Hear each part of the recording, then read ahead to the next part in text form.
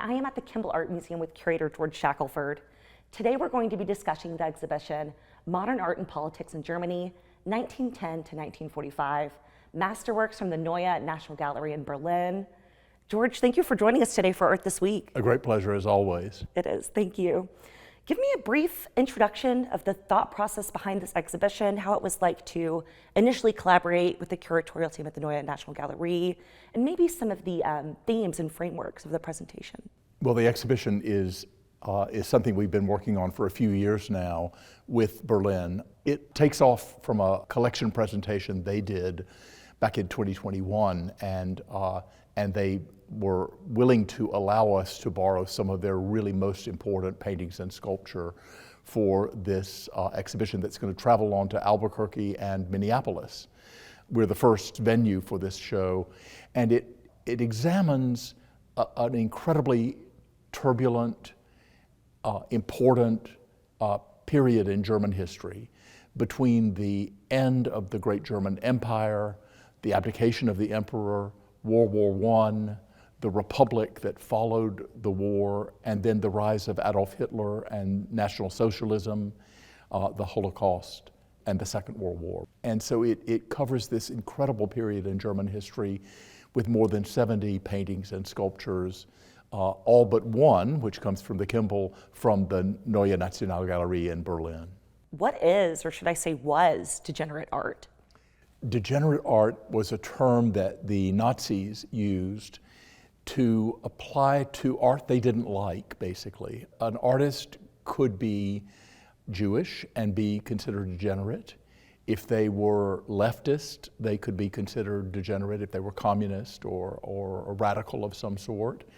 But also they could be a member of the Nazi Party and their art considered degenerate if it was too abstract, if it didn't toe the line to themes of beauty and nobility.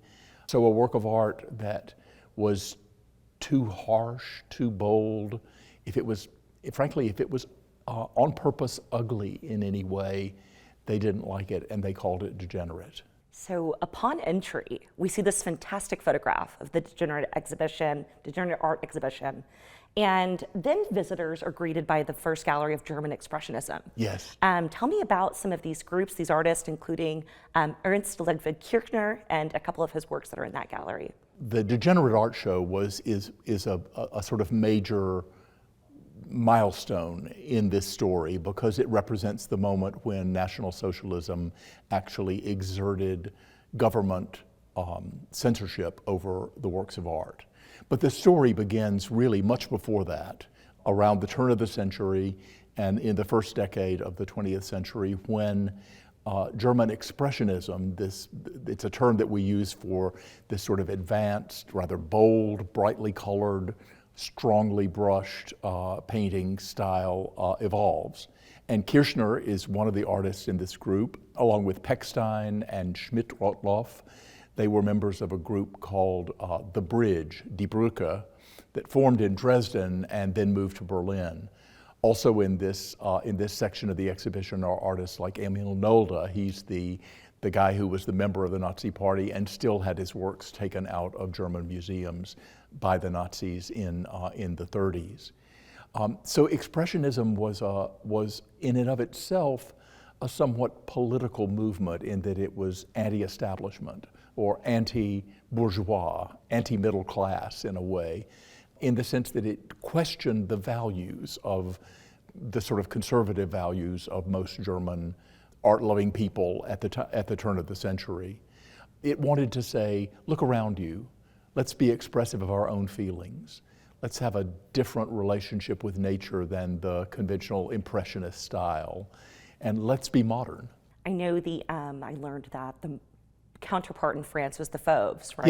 Yes. So it is sort of the German version of the kind of painting that was taking place in France, or for that matter, sometimes in the United States, which was a look away from the over-dependence on nature that they felt that Impressionism had. Here behind us, we see who is endearingly referred to as the Mona Lisa yes. of the Neue Nationalgalerie. Yes. I'd love to hear more about Sonia. This is a painting by the artist Christian Schad. It's called Sonia, in reference to the sort of nickname that this woman had. Her name wasn't Sonia at all. Okay. And she was a secretary who agreed to pose for Schad in the guise of this cafe going, bar hopping, flapper woman of the 1920s. A modern woman with a short, boyish haircut, a sheer sleeved dress, very chic, pink rose on the shoulder. She's got a pack of Camel cigarettes, this exotic American cigarette on the table in front of her, her lipstick, her compact there. I mean, out of her handbag, you know, displayed on the table in front of her, the accoutrements of this self-possessed modern woman who honestly doesn't seem to give a dang what we think. She's got a sort of sense of poise and self face to face with the artist and with our view. Right. She's in a style that came to be called the new objectivity, in German Neue Sachlichkeit, a kind of dispassionate, non-expressionist look at the world with almost a sort of photographic quality to many of the paintings in the gallery in which we're sitting now, where you can really see the reality of modern life around the people that the artist was representing. I think something about this portrait is those sunken eyes that just glaze over the viewer. Absolutely, and the stare that she gives us, which is not quite looking us in the eye. In other paintings in this section, you really see there's a portrait of a little boy where you see very clearly this engagement with the artist, direct, one-to-one, and looking at his blue eyes, you really get a sense of connecting with someone. Here it's a little bit odd. It's a little bit like she might be looking past us to see what's happening next. One of my favorite works in the exhibition is these mannequin-like bulbous figures, The Two Sisters by Ferdinand Léger. Yes, yes. Tell me about international avant-garde artists and their relationship with German art dealers. So there was, from the beginning of the 20th century, and indeed the end of the 19th century, there was a movement to bring non-German art into German households and into their museums. And a famous director of the National Gallery in Berlin was in fact fired by the Kaiser for his support of Impressionism. He had bought paintings by Manet and Cézanne and Monet and Van Gogh even, and he was considered to be a little bit too radical for the emperor. So he got fired. And at the same time in Germany, in galleries and in independent art exhibitions, works by artists like Van Gogh or Edvard Munch were being championed by dealers and by people who organized shows of modern art. You also had in this mix artists from Russia like Kandinsky and Jawlensky, or artists from France like Picasso and Braque and Léger, who were being exhibited by German art dealers at the time. And they were much admired in many circles. But by the 1930s, when the National Socialists came in, when the Nazi taste was imposed on the art market, there really wasn't a market for these artists any longer. And the three art dealers that we focus on in this section of the exhibition, Heinrich Tannhauser from Munich, Herwart Walden from Berlin, and Alfred Flechtheim, who started in Dusseldorf but then had galleries in Berlin, in Vienna, in Cologne, etc. These three art dealers, rather, were all Jews and were all persecuted by the Nazis in the middle 1930s, all leaving Germany. I love the story about Walden and his reference to Walden's Pond, Yes, right? How yes. he kind of took that name. Yeah. Herwart Walden, who had a completely different name at birth, took on this name, Walden, in reference to Thoreau and Walden Pond. And he had this kind of pseudonym that was about liberty and the thinking man. He was both a musicologist, publisher, and a gallery owner. Fascinating man. In my research, I learned about the German art scene of this time, in particular in a book called Germany in 1923. I read that Count Harry Kessler, a German diplomat, a modern art advocate, took an early interest in George Grosz and was a collector of his works. In 1919, Kessler visited the artist studio and recounted that Gross told him he wanted to become the German Hogarth. Yes, yes. Kessler claimed that his work was reactionary and revolutionary, a phenomenon of his time. Yes. And in The Pillars of Society, we certainly see these notions of reactionary and revolutionary, and there's an interesting layered composition of satirical figures here. Yes. Tell me more about this important work. Well, Kessler was referring to the 18th century printmaker Hogarth in London, who was satirizing society in the way that George Gross was satirizing society in Germany in the early 20th century, particularly in the years of the so-called Weimar Republic, the democratically elected government that followed the empire, in which he nonetheless saw, for all of its freedoms, he saw that it was also full of hypocrisy and contradictions. And so in Pillars of Society, he lampoons various aspects of the world around him that he sees. In the foreground, there's a man who's holding both a beer stein and a sword, kind of a saber-rattling guy, and out of whose head pops a man on horseback, a soldier on horseback. So he's the kind of dreamer about the glory of German militaristic power. Behind him stands a man with a handful of newspapers and a palm of peace that's nonetheless dripping with blood.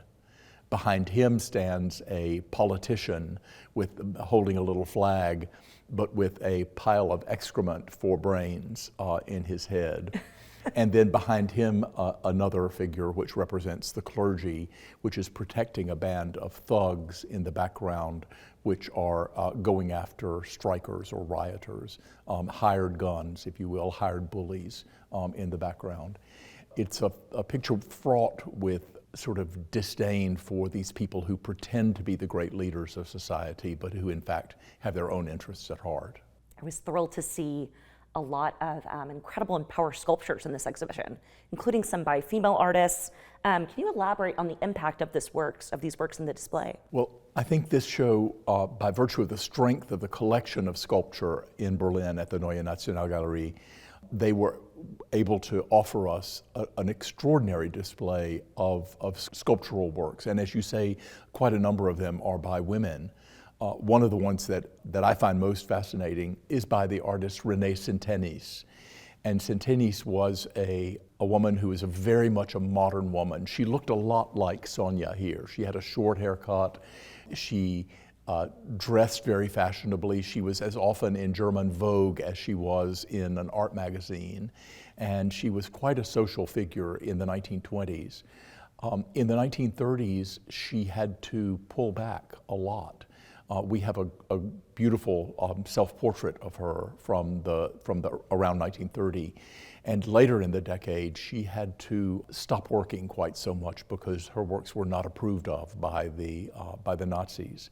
She didn't face the challenge of being labeled degenerate, and in spite of the fact that she had Jewish ancestry, she was able to survive in Berlin throughout the war, went on to have a career afterwards.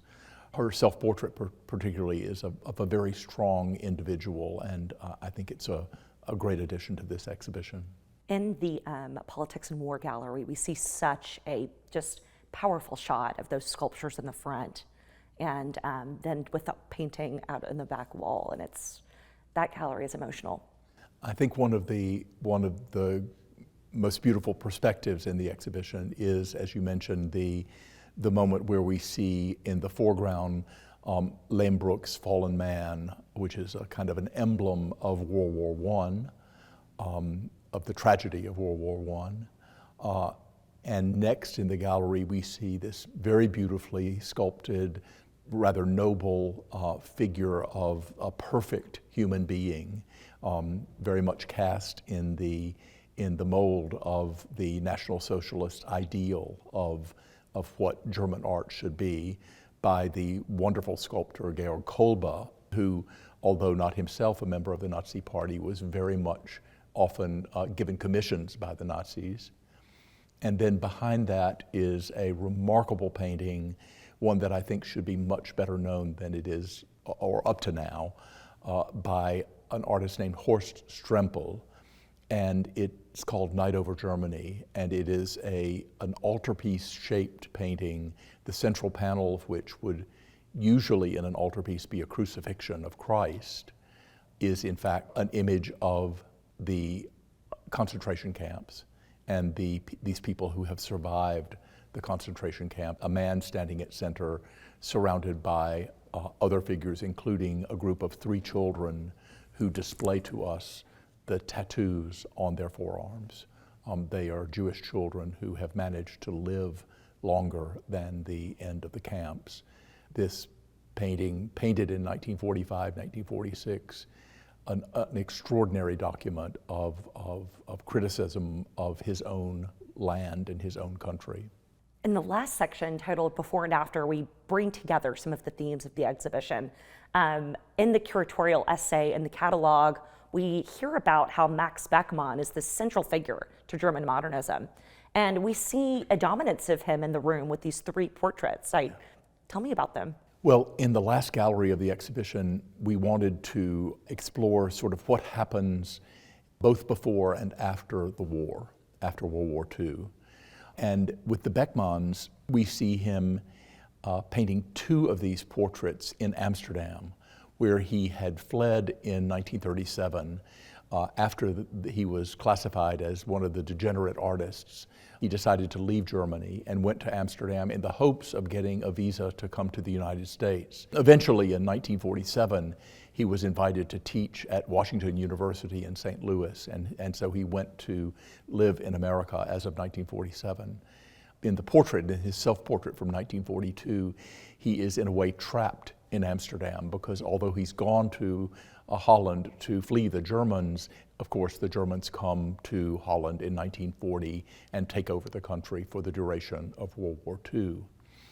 And so Beckmann is there really, he feels himself a bit a prisoner in this country where he's gone to seek refuge and hasn't found it ultimately in the end.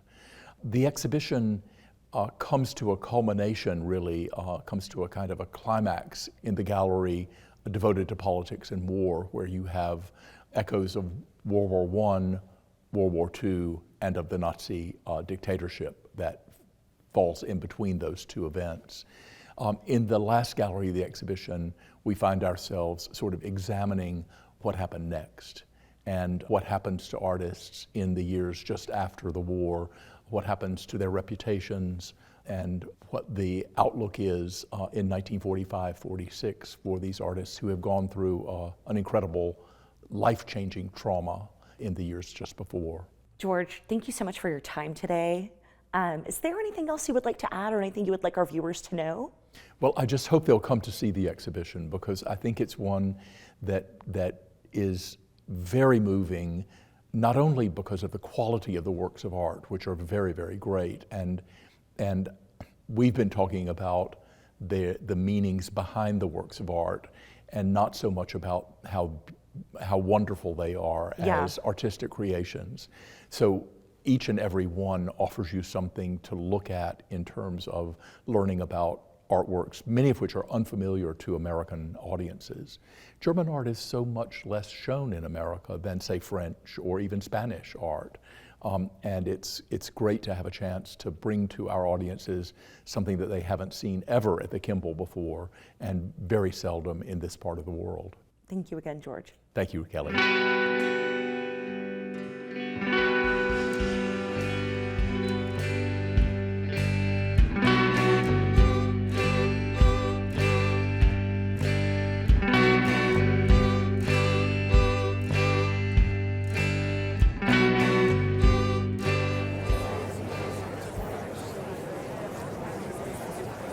Find all of our videos and sign up for our newsletter at artthisweek.com. Follow us on Facebook, Instagram, YouTube, and Twitter.